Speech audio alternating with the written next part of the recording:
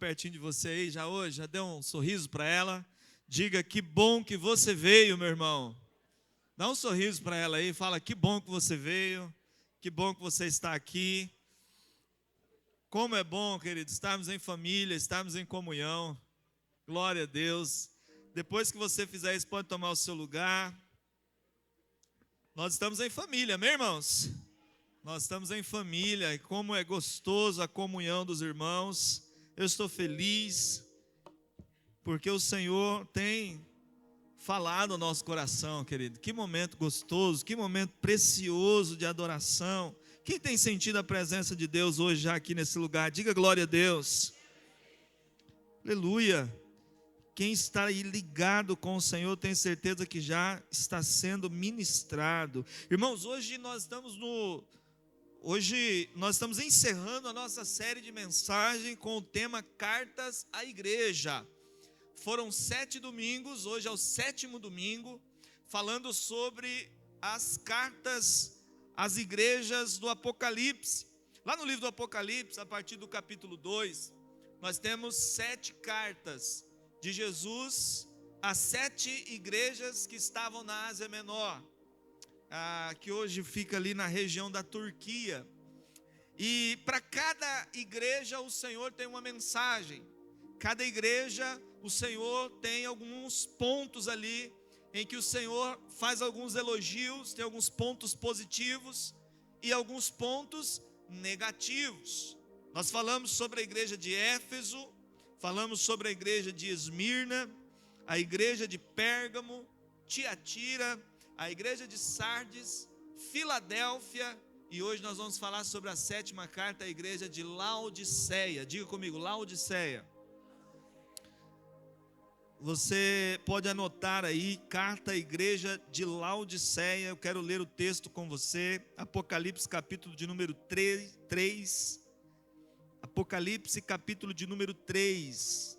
O livro do Apocalipse é o último livro da Bíblia.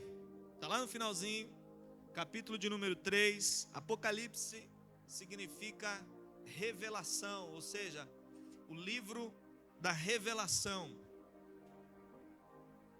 Algumas pessoas ficam um pouco assustadas, ao ler Apocalipse, um livro cheio de simbologia, cheio de metáforas, cheio de símbolos, mas é só figura de linguagem, irmãos. O livro do Apocalipse é um livro de esperança, amém?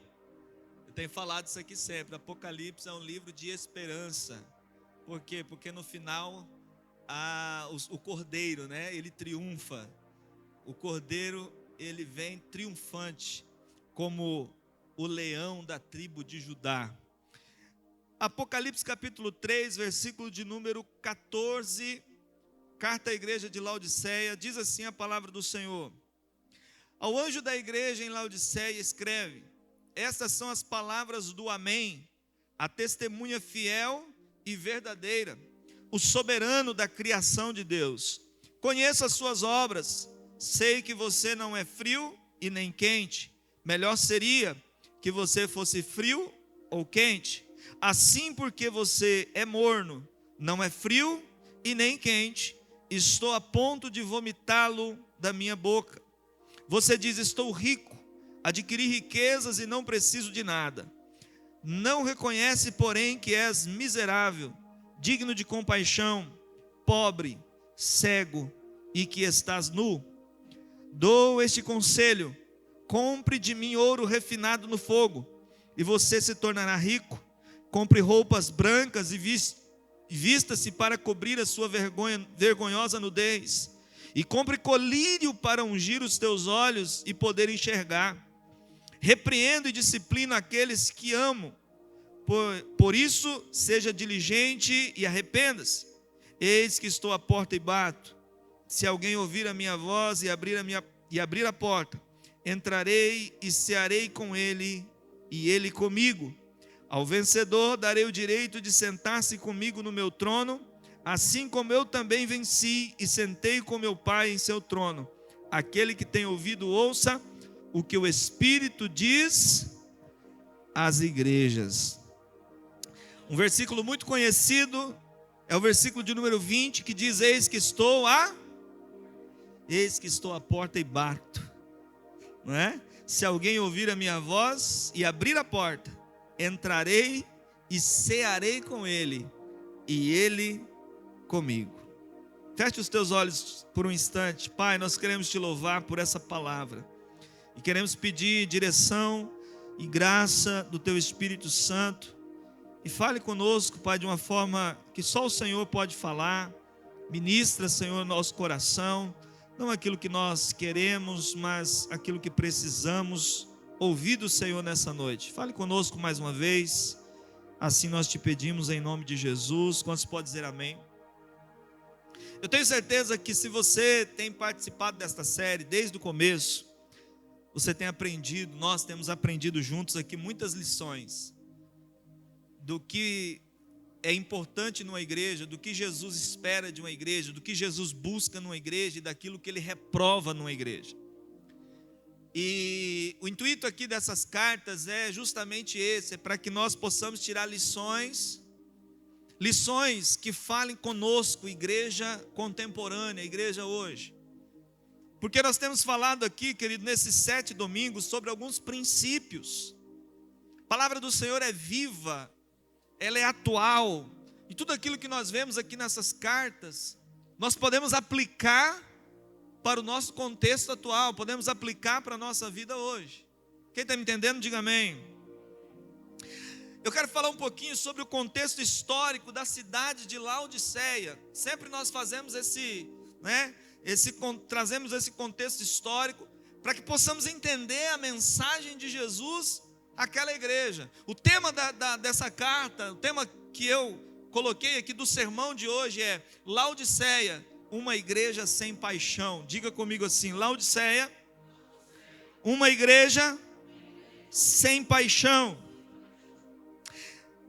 A cidade de Laodiceia, assim como as outras, era uma cidade muito importante, porque também era um centro comercial. Só que Laodiceia tinha aqui algumas peculiaridades. Laodiceia, ela tinha 2 cidades vizinhas, chamada a cidade de Colosso e a cidade de Herápolis. Ali estavam as 3 cidades próximas: Laodiceia, Colosso e Herápolis. Colosso é onde estavam os colossenses, onde Paulo escreve aquela carta aos colossenses. E Laodiceia estava ali próximo àquelas cidades. Lá nessas 2 cidades, uma delas tinha uma fonte de água fria, de água gelada, e a outra tinha uma fonte de águas termais, águas quentes. Aquelas águas, como aqui no Brasil, nós temos alguns lugares famosos também por águas quentes, como Caldas Novas, por exemplo, Poços de Caldas. Qual outro lugar aí que tem águas quentes, Era como se fosse essas cidades. Mas em Laodiceia não havia fontes de água em Laodiceia, de maneira que a água que chegava em Laodiceia vinha das suas 2 cidades vizinhas, Colosso e Herápolis. Quem está me entendendo, diga amém. A água de Laodiceia, tanto que Laodiceia, ela não se torna uma fortaleza militar. Por quê? Porque não tinha fontes de água. E numa guerra, a primeira coisa que se fazia era cercar a cidade, interromper a água que vinha de fora.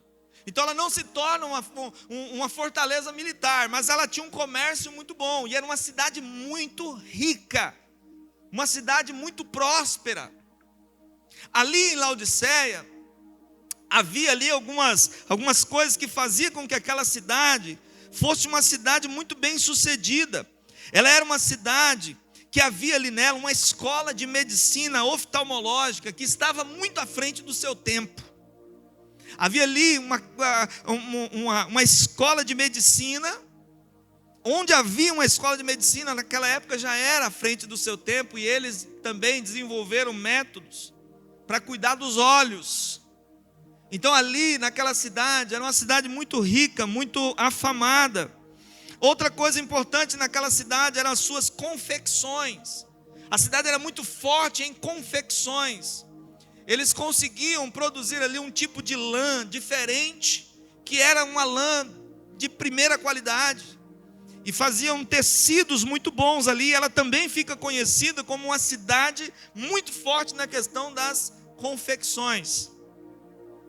Outra coisa importante também é que ali havia muito ouro.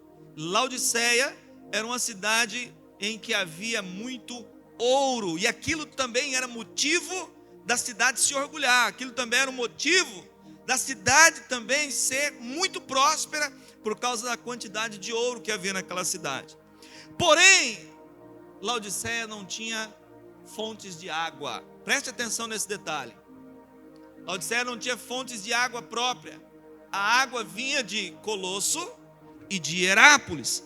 Vinha por um aqueduto que eles fizeram, construíram um aqueduto, para que a água viesse e chegasse até Laodiceia. Só que tinha um problema, porque a água de Colosso era uma água gelada, e a água de Hierápolis era uma água quente.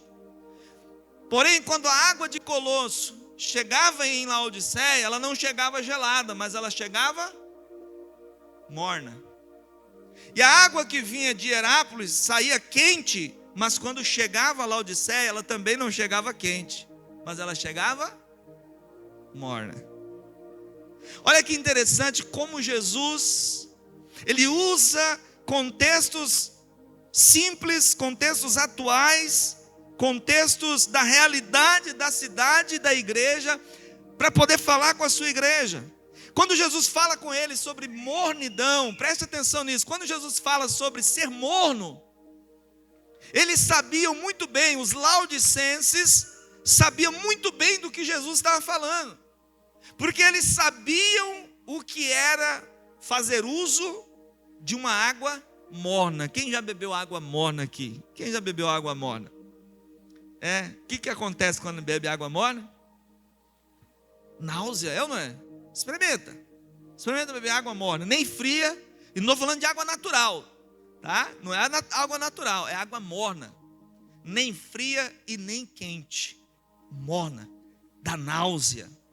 Então eles sabiam muito bem, os laodicenses sabiam muito bem o que era beber uma água morna, porque essa era a realidade em que eles viviam, esse era o cenário, o contexto em que eles viviam.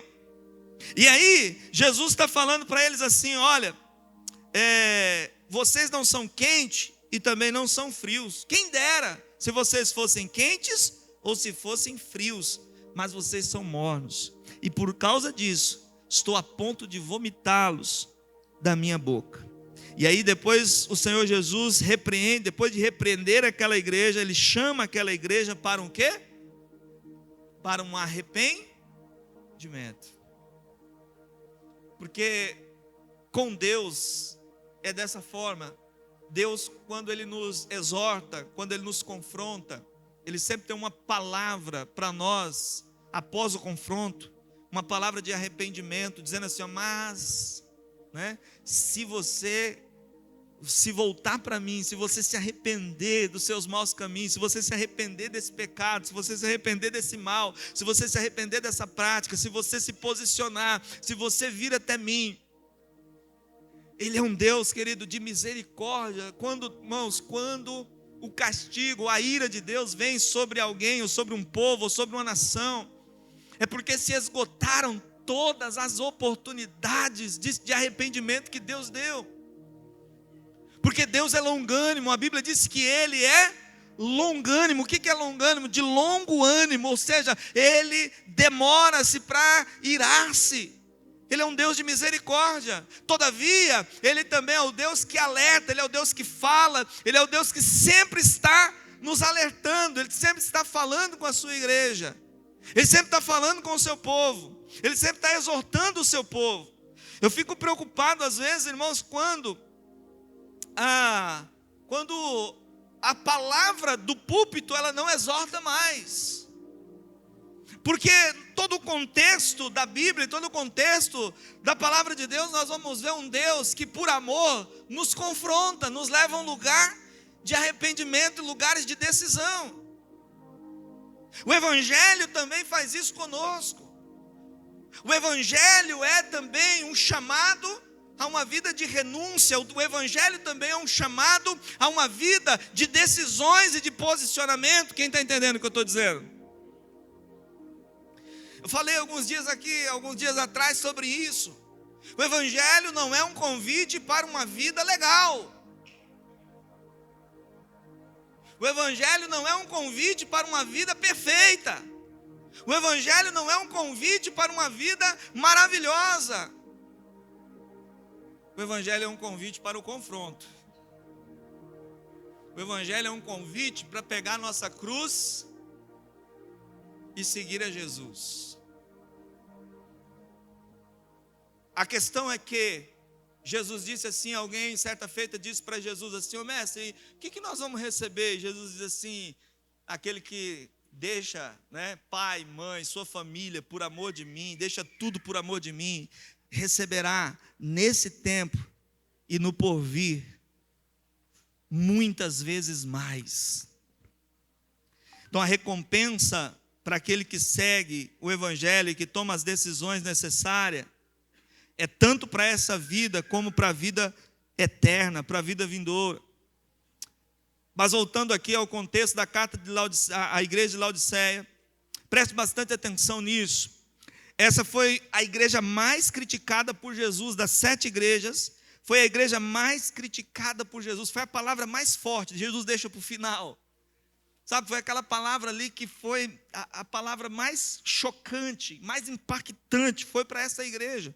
E o que me assusta, o que me admira, é que esta igreja ela não sofria perseguições, nem interna nem externa, preste atenção nisso. Era uma igreja que não tinha pecados graves. O texto, a mensagem de Jesus não mostra nenhum pecado grave, nenhuma prática pecaminosa grave ali na igreja de Laodiceia. E o texto não mostra ali nenhuma perseguição, não mostra nenhum grupo herético, não fala sobre nenhum heresias que estava se levantando, como na igreja de Tiatira. Todavia o Senhor chama aquela igreja de uma igreja morna. E o que chama a atenção e nos preocupa é que esta igreja, ela poderia ser uma igreja modelo de performance.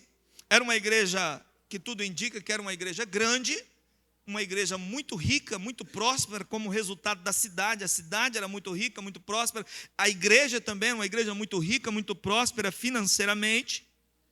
Era uma igreja que tinha bastante pessoas. Eram pessoas que não tinham escândalos ou nenhum pecado grave naquela igreja. Todavia, esta igreja está provocando náusea no Senhor Jesus. O que é que faz com que isso aconteça? Qual que era então o problema de Laodiceia? E aí eu coloquei o tema aqui: uma igreja sem paixão. Uma igreja sem paixão. Diga comigo: uma igreja sem paixão. Eu quero pensar um pouquinho com os irmãos sobre o que fazia com que aquela igreja não fosse aprovada pelo Senhor ou recebesse uma dura crítica do Senhor Jesus. Em primeiro lugar, eles se contentavam com o razoável. Era uma igreja que se contentavam com o razoável. Anote se você puder. Era uma igreja que era mediana. Era uma igreja que não havia pecados graves, mas também não havia impacto. Mas também eles não estavam sendo excelentes naquilo que viviam, naquilo que faziam. Era uma igreja mediana, suas obras não eram ruins, mas também não eram excelentes. Eles não estavam em pecados graves, mas também não estavam fazendo a diferença naquele lugar. Era uma igreja de aparência. Era uma igreja que a sociedade olhava, as pessoas olhavam e ela estava lá. Ela tinha uma fama, ela tinha uma performance, ela tinha uma imagem. Mas, na realidade, ela é uma igreja que não está impactando o meio em que ela está plantada. Era uma igreja que não está trazendo impacto para o meio em que ela está vivendo. Não há transformação. Não há ali um avivamento do Senhor acontecendo através daquela igreja. Era uma igreja que estava lá, as coisas estavam acontecendo, mas eles já não tinham mais paixão pelo Evangelho, eles já não tinham mais paixão pelo Senhor Jesus. Eles se acostumaram com o razoável.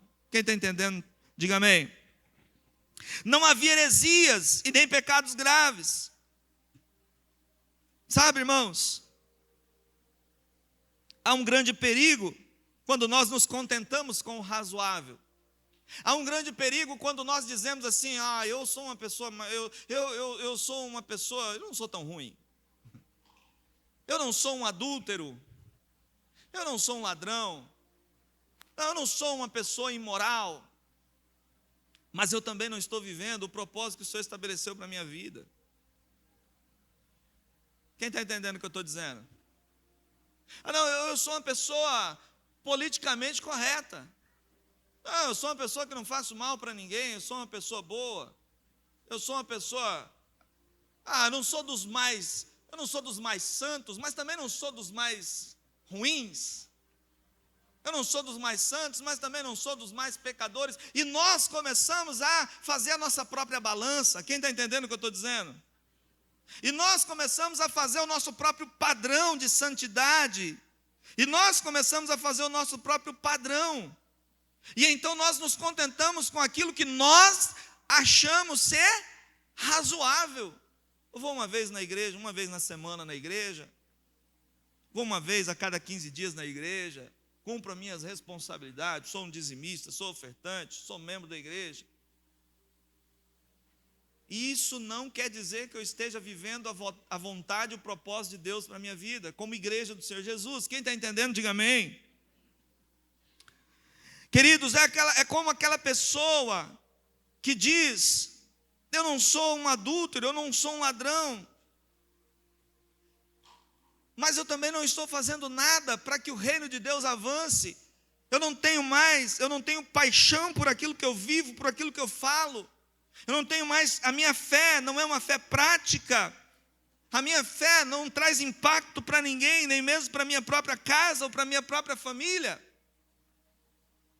Eu me contentei em um nível médio, eu me contentei em estar ali. Eu não estou lá totalmente no mundo, mas eu não tenho paixão pelo Senhor Jesus. Eu não tenho paixão pela minha vida cristã, pela minha vida espiritual. Para que orar tanto? Para que esse negócio de ficar lendo a Bíblia sempre? Não, eu não quero ser um grande expert da Bíblia. Não, para que esse negócio de ficar lendo Bíblia? Para que ficar orando? Não, eu não sou também uma pessoa mundana. E aí a paixão, irmão, vai se esfriando. Vai se esfriando. E nós vamos se contentando com o razoável. Nós vamos se contentando com uma vida religiosa. Quem está entendendo o que eu estou dizendo, irmãos? E um grande perigo que nós corremos, irmãos, é o perigo da religiosidade. O que é religiosidade? É nós acharmos que por algumas práticas que eu faço, a minha vida espiritual está bem. Por uma roupa que eu visto, por um idioma que eu falo, por como eu me porto, já é o suficiente. E a verdadeira paixão que nos move, querido, é aquilo que acontece, é a obra que acontece dentro de nós, no nosso interior. Quem está entendendo o que eu estou dizendo? É aquilo que acontece do lado de dentro, é uma transformação que acontece em nós, no nosso espírito, nos levando a viver a vontade de Deus dia após dia e de querer continuar vivendo a vontade de Deus e o propósito de Deus a cada dia.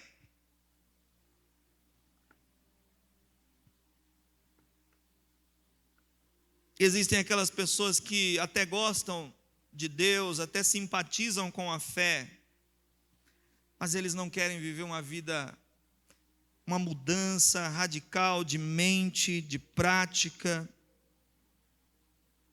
São pessoas que dizem assim: eu gosto do ambiente da igreja, eu gosto das músicas cristãs, eu gosto das pessoas lá, mas eu não quero viver uma vida que me exige muitas decisões e posicionamentos.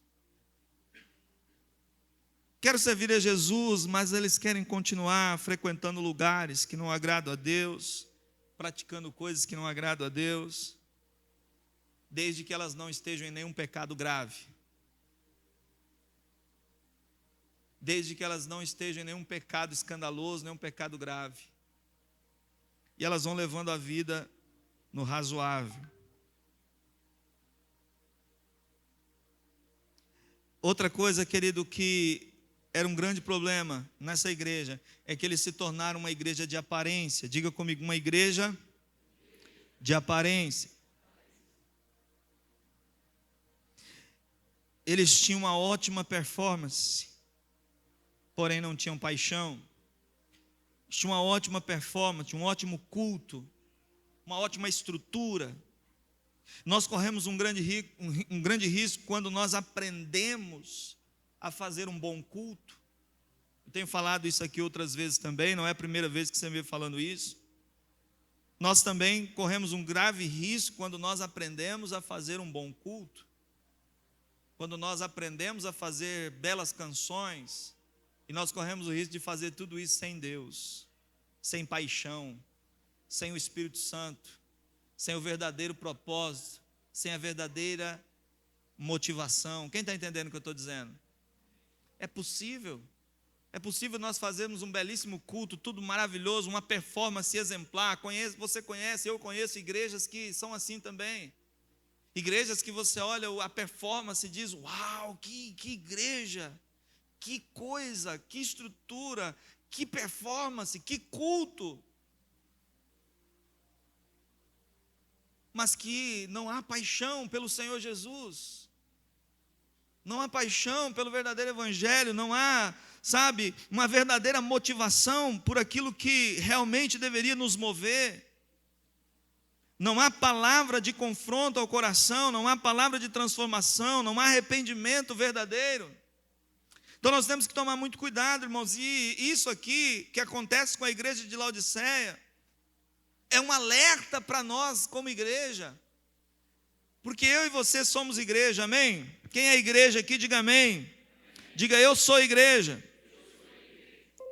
Esse é um alerta para nós também, querido.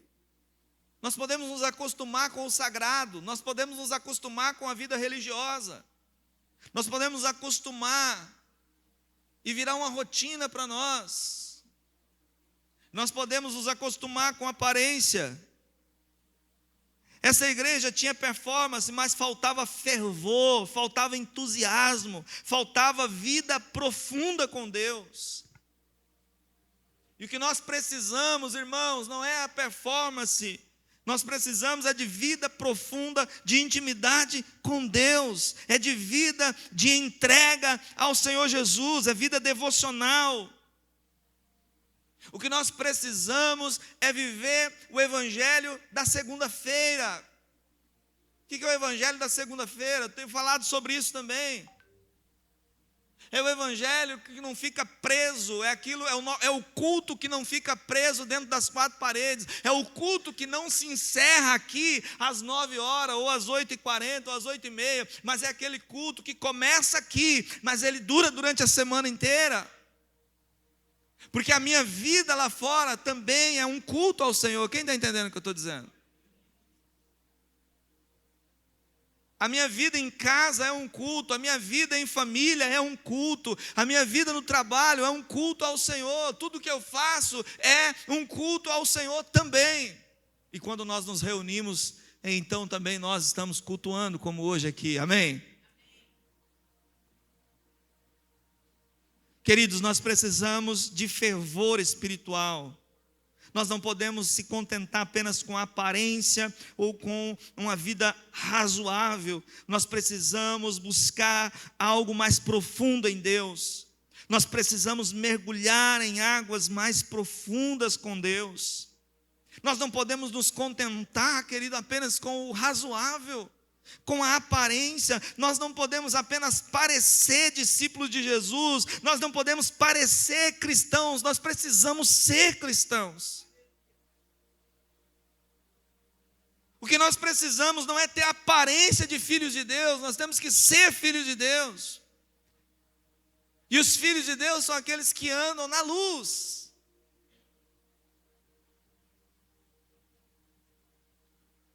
E essa palavra precisa, querido, cortar o nosso coração mesmo. Essa palavra precisa ferir o nosso coração mesmo e nos levar a um lugar de reflexão e a um lugar de arrependimento todos os dias. E quando eu falo isso, eu estou me incluindo nisso também. Eu também preciso me arrepender todos os dias. Eu preciso todos os dias estar nesse lugar de reflexão também. O que é que eu estou vivendo para Deus? Será que eu estou vivendo uma vida razoável? Será que eu estou vivendo uma vida de aparência? Ou será que eu estou vivendo a verdadeira essência? Será que não falta fervor espiritual na minha vida? Será que não está faltando mais vida profunda, de entrega ao Senhor, de renúncia, de decisões, de posicionamento? Nós precisamos fazer a diferença onde nós estamos plantados, nós precisamos fazer a diferença na nossa geração. Nós não podemos ser uma igreja aparente, uma igreja nominal. Hoje cresce cada vez mais, irmãos, preste atenção nisso. Hoje cresce cada vez mais aquilo que nós chamamos de o cristão nominal. O que é o cristão nominal? O cristão se declara cristão e se denomina cristão apenas no nome. Antigamente, há um tempo atrás, se usava muito esse termo para os nossos irmãos católicos, né? Para os católicos, quando dizia assim, o católico que ele não seguia, né, todos os rituais ali da igreja católica, ele era chamado de, como que era chamado um católico? Não praticante. E isso também nos atingiu também como igreja evangélica, porque hoje nós temos os evangélicos não praticantes. O que você é? Qual que é a sua crença? Não, pastor, eu sou um evangélico não praticante.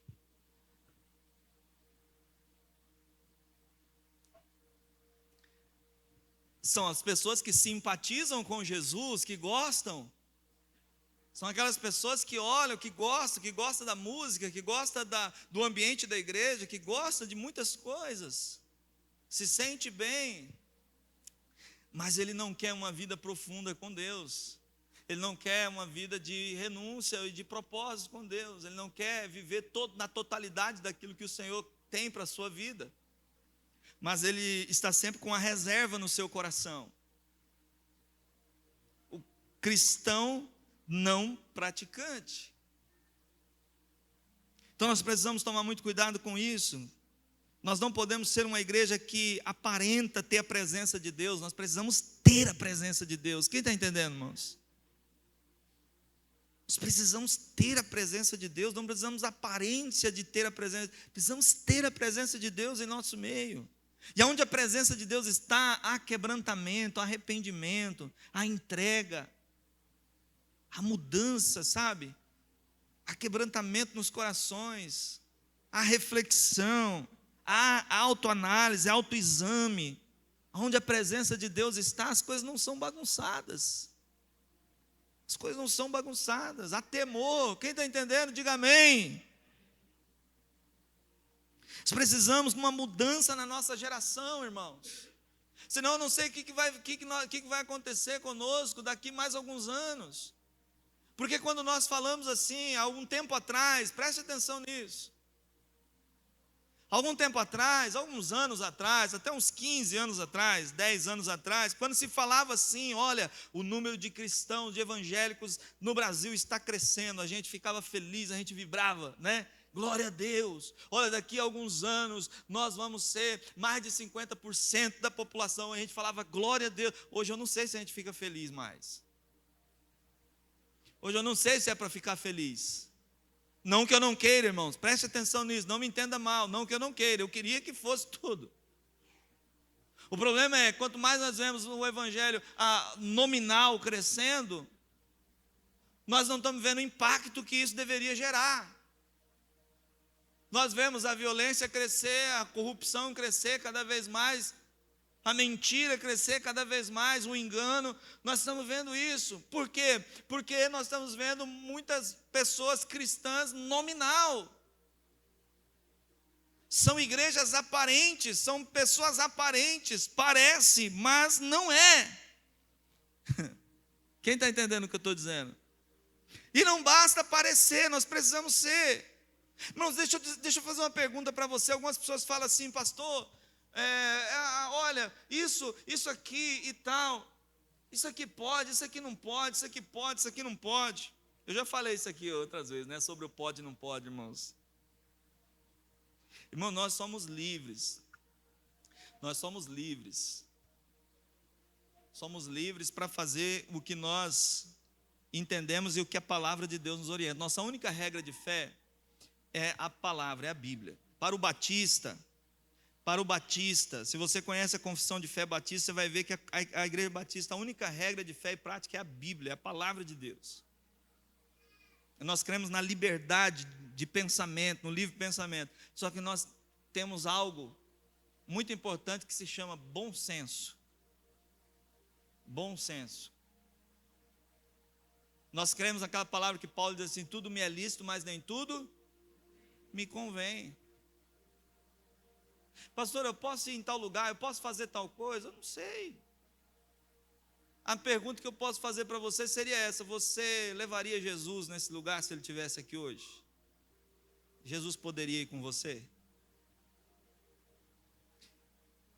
Jesus poderia ir com você nesse ambiente que você frequenta? Ou faz, você conseguiria levar ele para esse lugar, para essa, como diz o dizer, né, para esse rolê? Você poderia levar Jesus para esse rolê? Faça essa pergunta para você mesmo, antes de fazer qualquer coisa. Eu levaria Jesus? Jesus estaria comigo ali? Se ele estivesse aqui? Uma igreja de aparência. Terceiro lugar, e aqui eu quero encerrar essa palavra. Terceiro lugar, eles tinham uma boa impressão de si mesmo. Essa igreja tinha uma boa impressão de si mesmo. Era uma igreja que dizia, olha como nós somos uma igreja maravilhosa.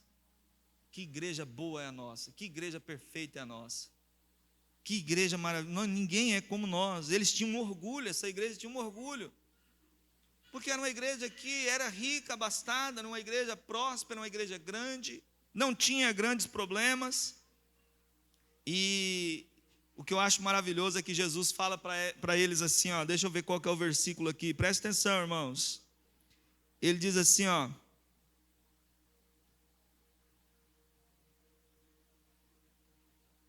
dou este conselho, versículo 18, compre de mim ouro refinado no fogo. Jesus está falando isso para uma cidade, numa igreja de uma cidade que tinha muito ouro, que era rica em ouro, mas Jesus está dizendo assim, ó, compre de mim ouro refinado no fogo, e você se tornará rico.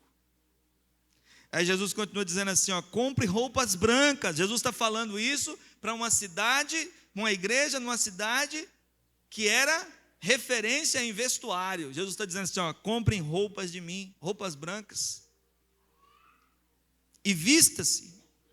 Em terceiro lugar, Jesus diz assim, ó, compre colírio para ungir os seus olhos e para enxergar. Jesus está falando para uma cidade que era referência também num colírio e tratamento para os olhos.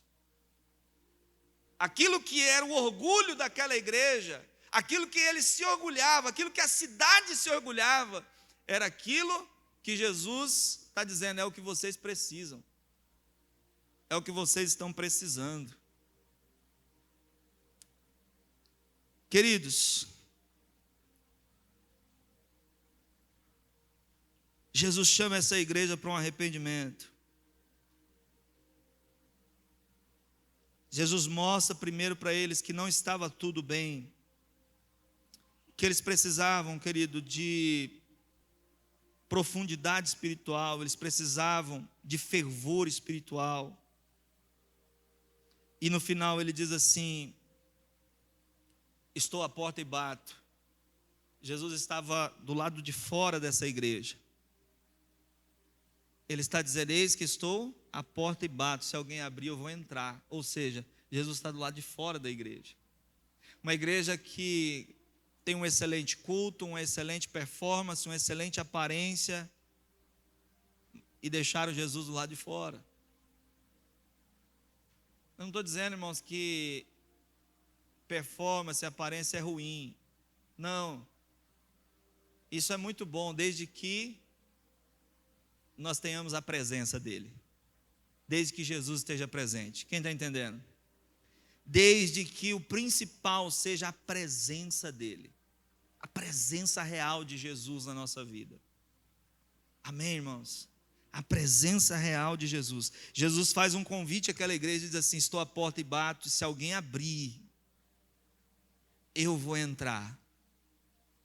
Vou fazer morada, vou cear com essa pessoa, ela vai cear comigo, eu vou fazer morada.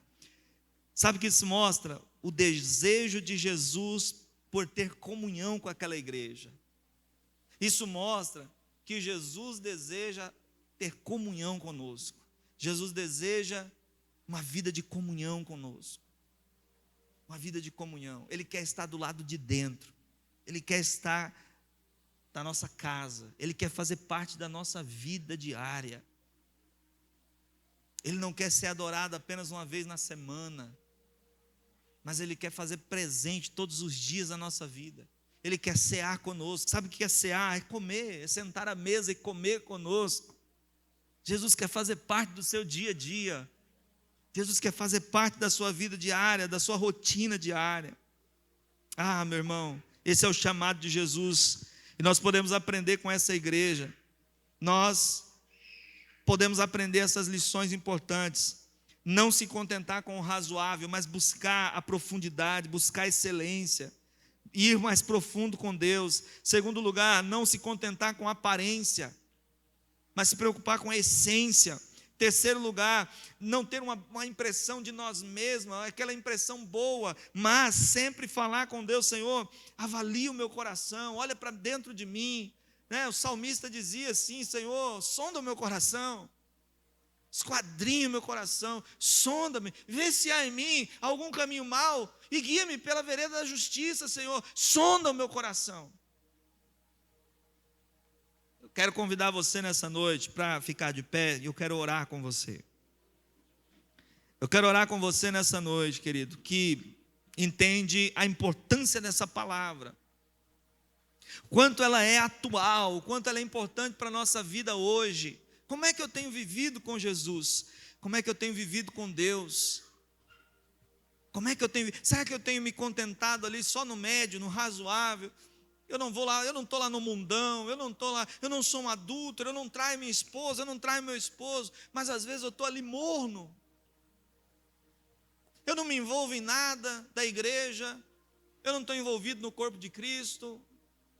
Eu não procuro me envolver mais, eu não procuro servir na igreja, servir na comunidade onde eu estou inserido. Eu não procuro desenvolver minha vida espiritual. Não, eu não estou lá no mundão, eu não estou lá no pecado grave, mas estou aqui, estou de boa.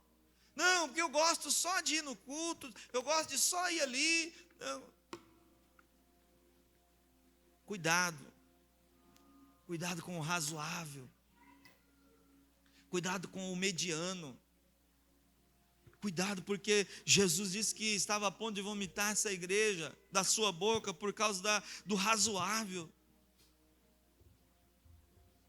Não tinha algo ruim demais, péssimo naquela igreja, mas ela também não estava vivendo todo o seu potencial. Eles não estavam sendo, expressivos na sua fé não estava trazendo impacto para a sociedade, impacto, irmãos, nossa fé, nossa forma de viver o evangelho precisa impactar as pessoas que estão à nossa volta, a nossa forma de agir, nossa forma de viver precisa impactar as pessoas que estão à nossa volta, a começar por aqueles que estão dentro da nossa casa, a começar por aqueles que estão na nossa casa. Uma vez uma pessoa falou assim para mim: não, pastor, eu vou na igreja porque eu quero que meus filhos cresçam ali na igreja. Eu falei: irmão, maravilha, isso é muito bom, mas você está um pouco equivocado. Porque primeiro você tem que viver em Jesus, primeiro você tem que tomar a sua decisão, você primeiro tem que ser, e os seus filhos vão olhar e vão seguir os seus passos. Quem está entendendo o que eu estou dizendo? Porque não adianta eu olhar para o meu filho e falar para ele: meu filho, lê a Bíblia que é importante, tá? Ele vai olhar para mim e vai falar assim: hipócrita esse meu pai, né? Nunca vejo ele lendo a Bíblia. Não adianta eu falar para o meu filho assim: meu filho, orar é importante. Aí meu filho vai olhar para mim e falar: hipócrita esse meu pai, nunca vi ele orando. Quem está entendendo o que eu estou dizendo? Porque o Evangelho não é aquilo que eu falo, mas é aquilo que eu vivo. É aquilo que eu sou, é a minha essência, é aquilo que eu estou vivendo. Não estou dizendo, eu não estou falando que nós vamos ser perfeitos. Não, irmãos, às vezes nós vamos errar, mas até quando errar, nós precisamos ter um coração quebrantado, de pedir perdão, de chamar os nossos filhos assim: meu filho, me perdoa, o pai errou, a mãe errou, mas olha, me perdoa, porque nós vamos consertar isso aqui, vamos acertar, porque a Bíblia diz assim, assim, assim. Seu filho vai começar a ver, meu irmão, que você não é alguém de aparência, você é alguém que é. Você não só parece, mas você é. Sabe? A gente precisa, irmãos, a gente precisa começar a mergulhar mais profundo com Deus. E se você entende isso, se você também foi tocado por essa palavra, meu irmão, eu quero que você coloque a mão no seu coração. Eu quero que você fale com Deus nesse momento e peça para Ele: Senhor, eu quero sair daqui hoje, Pai, mais apaixonado, Pai. Eu quero sair daqui hoje mais apaixonado pelo Senhor. Eu não quero sair daqui hoje como eu entrei. Eu quero sair daqui hoje mais apaixonado por Ti, Senhor. Eu quero sair daqui com mais fome, com mais sede, Senhor. Eu quero sair daqui com mais fome, sede da Tua presença, sede pela Tua palavra, sede de buscar o Senhor, sede de viver algo intenso na Tua presença. Eu não quero mais cochear entre dois pensamentos, em estar no mundo, estar na igreja, mas estar no mundo. Senhor, eu quero me posicionar, eu quero pegar a minha cruz, eu quero carregar, eu quero seguir ao Senhor de todo o meu coração. Querido, nós estamos vivendo um tempo de decisões, e tempos de decisões, de posicionamento. Quando estou aqui, nós não podemos ficar em cima do muro, mas nós precisamos nos posicionar. Se não nos posicionarmos, vamos viver, querido, no razoável, vamos viver no mediano.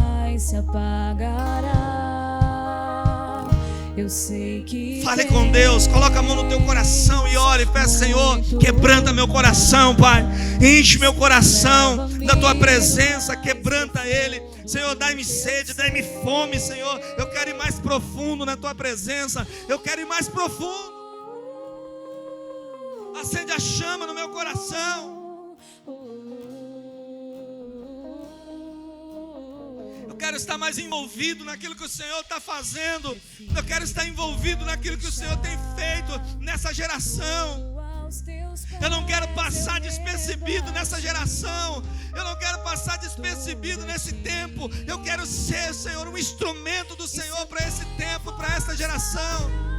Eu quero influenciar a vida dos meus filhos, a vida da minha família, daqueles que estão perto de mim.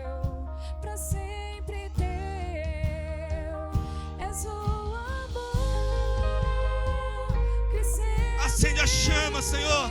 Acende a chama no nosso coração. Senhor, acende a chama. Acende a chama, Senhor. Nós queremos estar na Tua presença e sermos apaixonados pelo Senhor. Ajuda-nos a tomar as decisões corretas, a nos posicionarmos corretamente.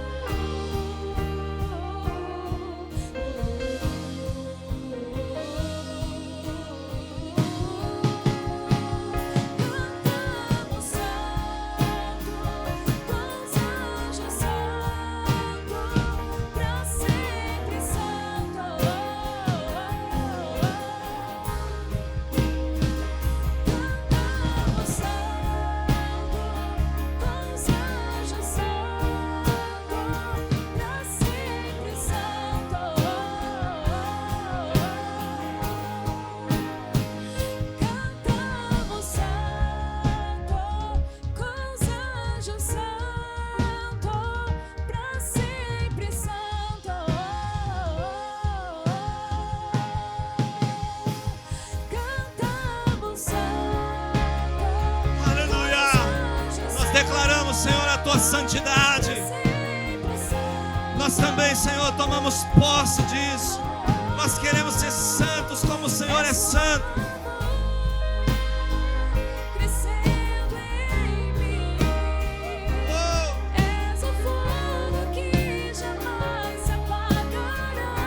Acende essa chama, Senhor. Acende essa chama no nosso coração. Nós sabemos que o Senhor tem muito mais.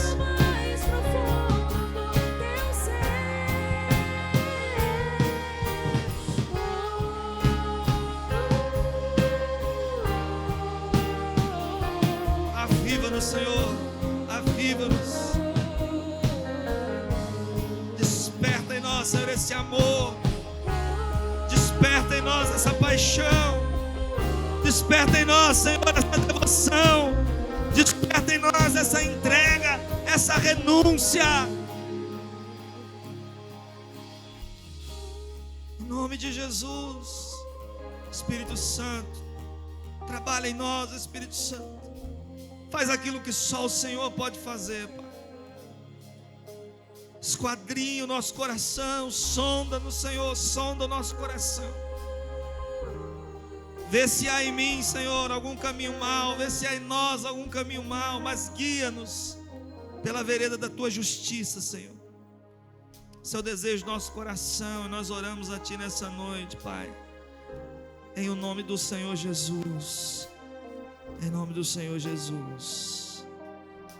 Você pode aplaudir o nome do Senhor. Glória a Deus.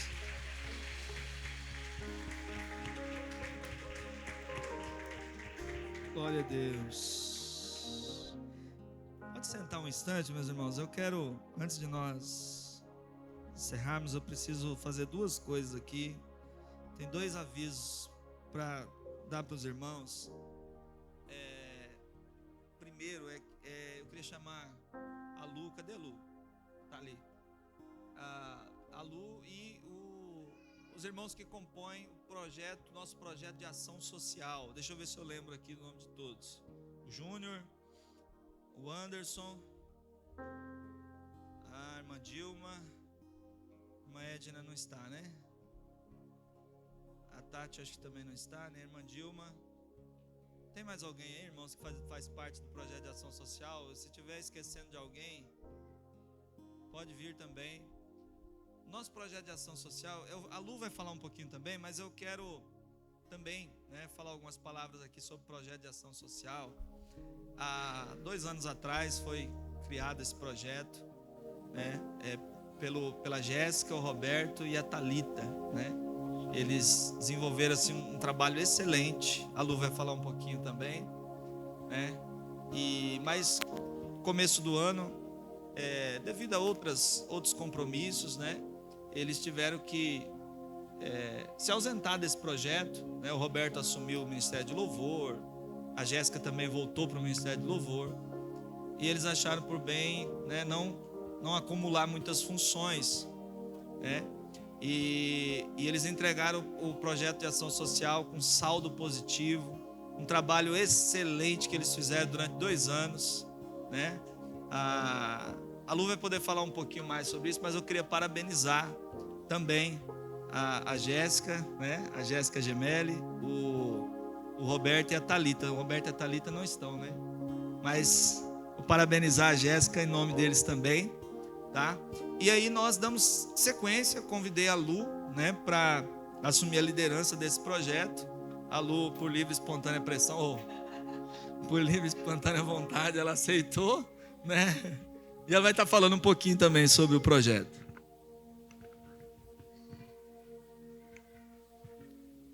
Graça e paz, meia gripada, meia não muita.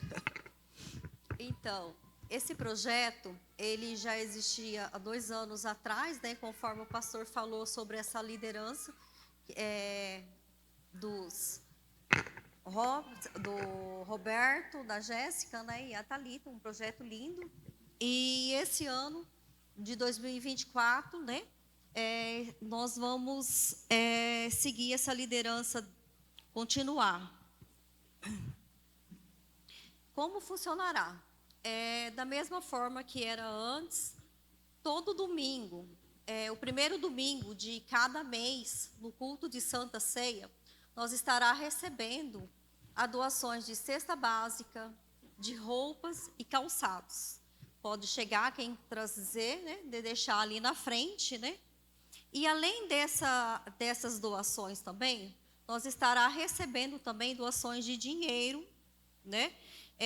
Na oferta vai ter 2 envelopes, o envelope da oferta e o envelope branco, que é para ação social. E Pix também, pode ser a doação de Pix. As pessoas que fazem a doação de Pix, colocar, discriminar, que se é para ação social ou se é para oferta. E esse dinheiro que a gente arrecadar, a igreja estará enviando ajuda lá ao Rio Grande do Sul, né? Com essa tragédia que está lá. Acho que a igreja, né? Várias igrejas batista, né? Já tem esse projeto. Se alguém sentir no coração, quiser ter doado também, pensado que queria ter doado, não sabia para quem doar, pode estar fazendo essa doação para nós, também aqui para a igreja, né? No Pix mesmo da igreja, discriminando. Nós estará lá doando. No ano de 2022 e 2023, foram arrecadados várias cestas. Eles também trabalharam também com projetos de doações de materiais escolares, né? Foram visitou várias escolas, ajudando aqueles que precisavam lá de material. E além das doações também, da cesta básica também, no fim de ano, eles fizeram também essas doações da cesta para Natal, contendo panetone, refrigerante. Teve a doação também de uma novilha, que eles repartiram essa carne e foram junto com essas doações também. Acho que tem o vídeo, né?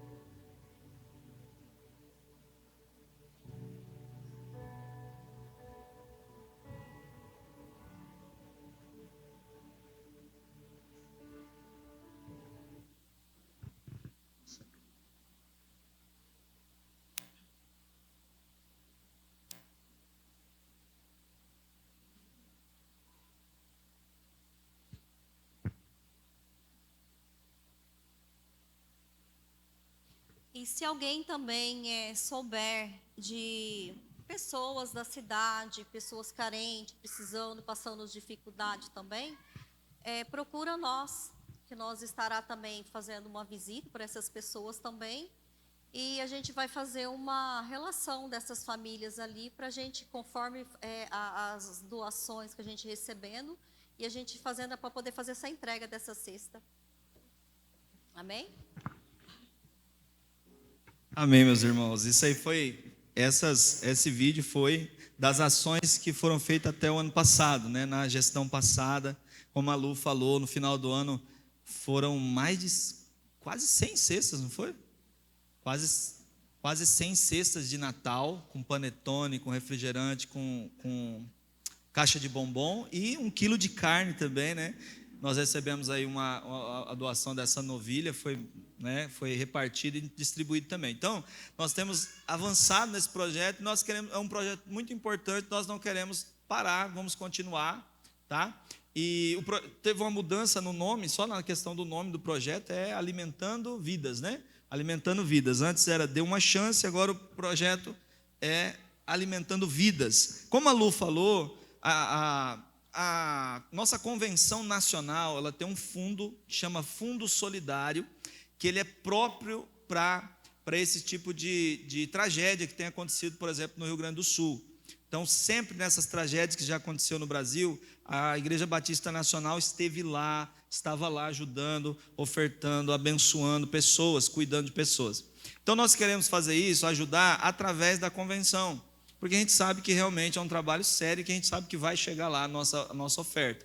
Então, as ofertas que entrarem no dia da ceia para o projeto de ação social, nós vamos enviar lá para esse fundo solidário da nossa convenção nacional. Amém, meus irmãos?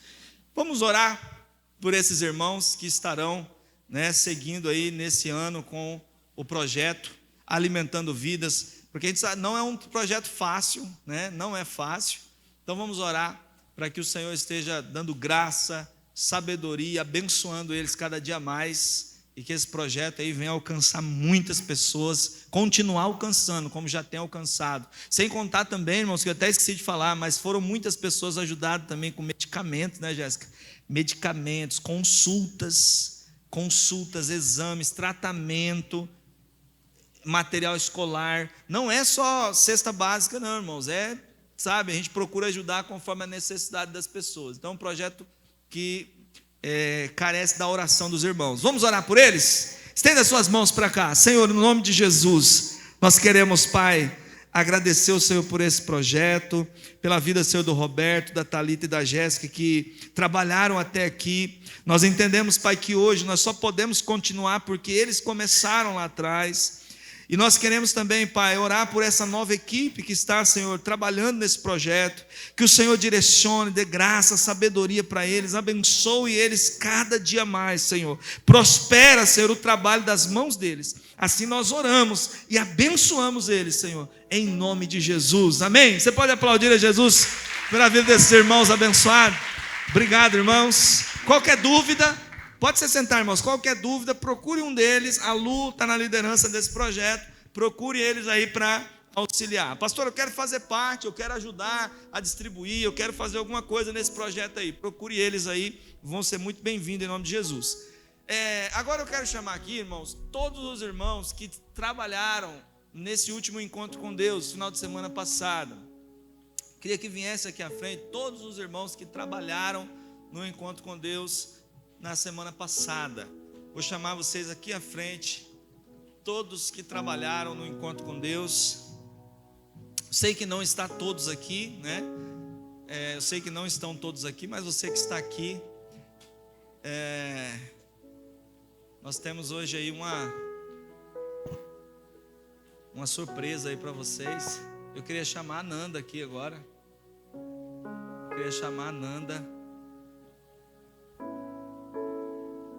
É a Nanda que pediu para fazer isso, viu, irmãos? A Nanda que teve essa iniciativa, pediu para mim fazer isso. E eu nem sei o que ela vai fazer, mas eu sei que vai ser bênção. Vai, pode. Paz. Pode. A gente pensou em uma forma de retribuir, porque acho que foi unânime entre os encontristas o quanto a gente ficou admirado com a forma com que eles nos serviram. Foi uma forma assim de a gente ver o cuidado de Deus por nós mesmos. E aí a gente fez uma lembrancinha para quem serviu, bem singela, mas para quem serviu, gratidão.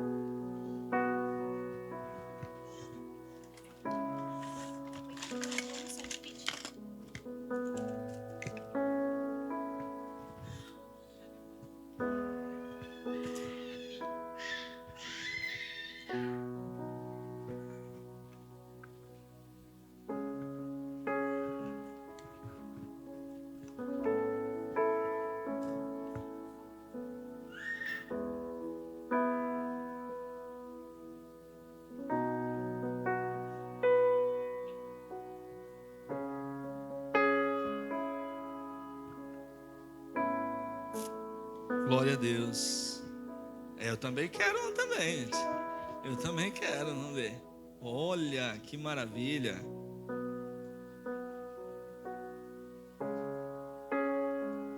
Nossa gratidão por nos servir no encontro com Deus. Glória a Deus. Maravilha.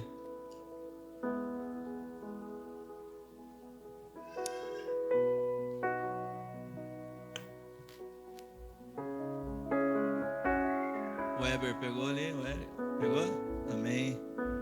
Ficou mais alguém aí, não, irmãos? Ficou alguém que ficou com vergonha de vir aqui na frente? Não, né? Todos que trabalharam estão aqui, né?